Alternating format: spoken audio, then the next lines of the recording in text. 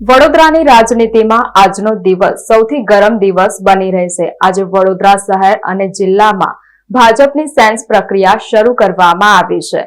વડોદરામાં ward number 16ની પ્રથમ sense પ્રક્રિયા હાથ ધરાઈ છે।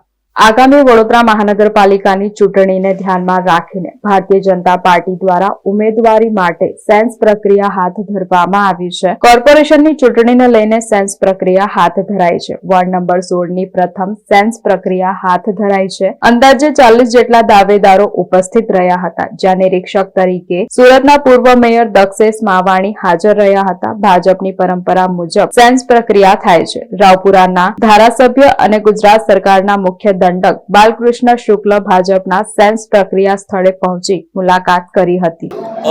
પાર્ટીની ગાઈડલાઈન પ્રમાણે 1 બાય 1 બધા જ કાર્યક્રમોને સાંભળવાના છે। જે ઈચ્છુક હશે ટિકિટના એને અમે 3 જણા કે માધુભાઈ છે નવસારીથી આવ્યા છે અને પૂર્વ ડેપ્યુટી મેયર વર્ષાબેન રાણા એ સુરતથી આવ્યા છે અને હું પૂર્વ મેયર છું દક્ષેશ માવાણી। એટલે અમારી 3 ટીમ આ દક્ષિણ ઝોનમાં મુકાણી છે અને 1 બાય 1 બધા જ કાર્યક્રમોને સાંભળવાના છે આખો દિવસ અને કાલે।